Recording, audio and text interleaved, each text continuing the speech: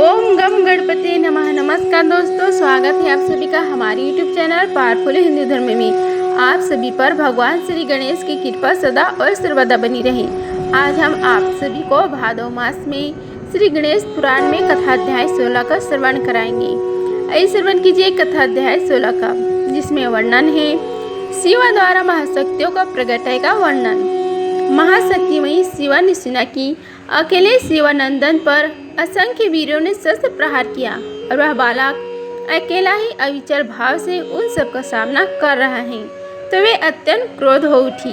उन्होंने सोचा, एक छोटे से बालक पर ऐसा अत्याचार उस निष्ठावान वीर पुत्र की मुझे अवश्य ही सहायता करना चाहिए। ऐसा निश्चय कर उन्होंने तुरंत ही 2 महाशक्तियों को प्रकट किया। उनमें से एक काजल के पर्वत जैसे विशालकाय भयंकर एवं खुले हुए मुख विवर वाली तथा दूसरी विद्युत के समान ज्वालामयी थी। उनकी अनेक भुजाएं थी। शिवा ने उन्हें आज्ञा दी, जाओ द्वार पर गणेश की सहायता करो। महाशक्तियां चल पड़ी। उस समय तक देवादिगण पुनः संगठित होकर पुनः आडते थे। यह देखकर दोनों शक्तियां सक्रिय हो गई तथा प्रथम शक्ति देवगण आदि द्वारा छोड़े गए आयुध को अपने मुख में लेती और फिर उन सब पर भीषण अस्त्रों की वर्षा करने लगती। दूसरी शक्ति विपक्षियों पर प्रहार करती हुई उन्हें भयंकर यातना देती हुए त्रस्त करती। इस प्रकार दोनों महाशक्तियों अपने अमोघ प्रहारों और भयंकर कर्मों से अद्भुत लीला करने लगी, किंतु वे देवियां कभी प्रत्यक्ष और कभी अप्रत्यक्ष रहीं तथा पार्वती नंदन ने निरंतर अकेले रहकर ही विपक्ष की असंख्य सेना को रौंद डाला। जैसे मंदराचल द्वारा समुद्र का मंथन किया था, वैसे ही अकेले शिवपुत्र ने शिव जी की दुस्तर विशाल सेना का मंथन कर डाला। अकेले बालक के अपने हाथ इंद्र आदि सब देवगण एवं शिवगण छस्त विछस्त एवं अत्यंत व्याकुल हो गई और परस्पर विचार करने लगी। कहो, क्या करना चाहिए, किधर जाएं? 10 दिशाओं में से कोई भी तो नहीं दिखाई देती और यह बालक भी इतना अद्भुत कर्म है कि अपने परिघ को दाएं बाएं दोनों की ओर सरलता से घुमा रहा है। इस प्रकार किसी को भी कुछ दिखाई नहीं दे रहा। सभी भागने की दिशा खोज रहे थे।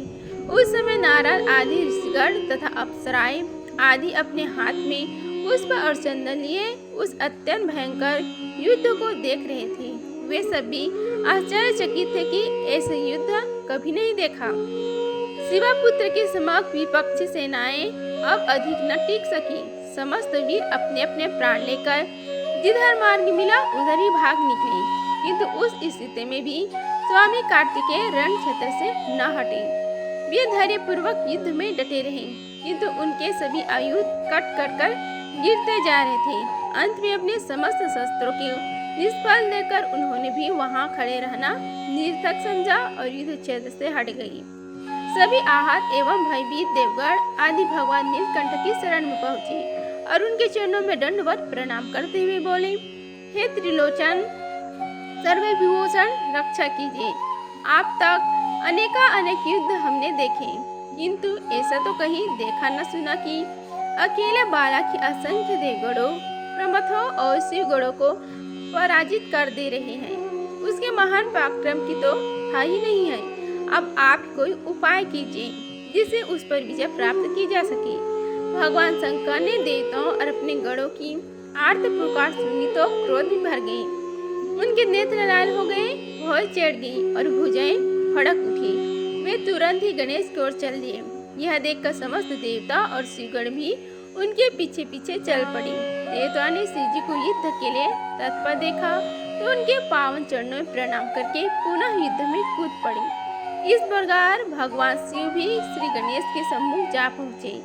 युद्ध आरंभ हुआ तो गणपति के दंड प्रहार से व्याकुल होकर युद्ध से हट गए। शिव जी ने देखा कि भगवान श्रीहरि को भी पराजय का मुख देखना पड़ा और देवराज इंद्र पहले ही साहस छोड़ चुके हैं, तो वे सोचने लगे कि इस बालक पर कैसे विजय प्राप्त की जाए। धर्म युद्ध द्वारा तो इसका वश में आना कठिन ही है, इसलिए इसके साथ कोई चाल चलना पड़ेगा। यदि हम मारा जा सकता है तो केवल छल से ही, अन्य कोई उपाय संभव नहीं है।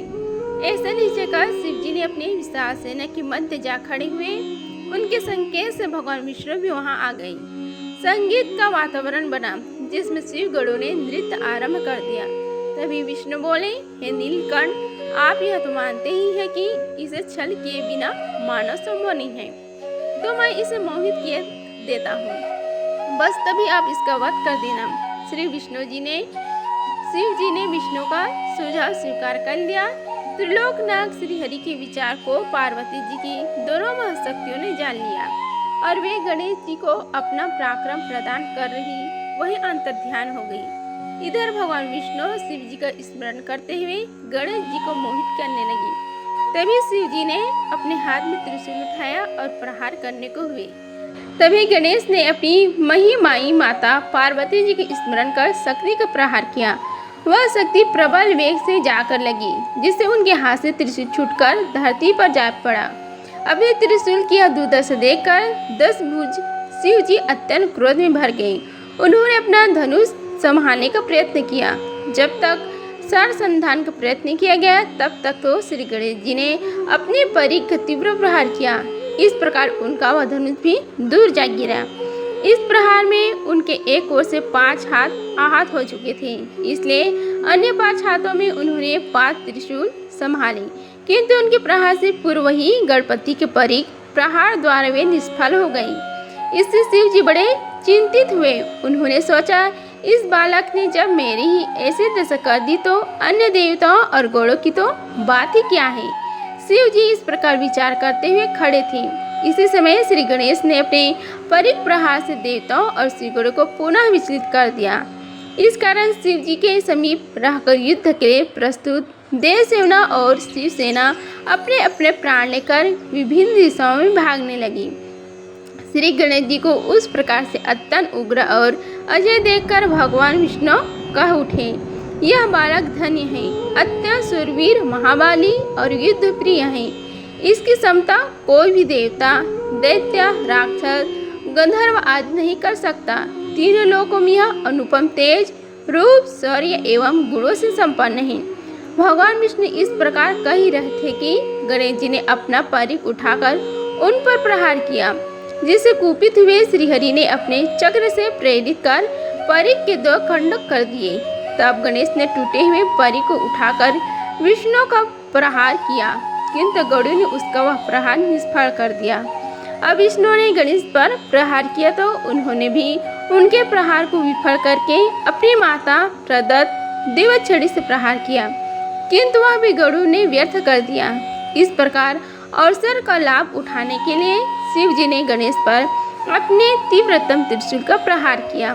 उस समय श्री गणेश ने उनकी ओर असावधान थे, इसलिए प्रहार को बच न सका।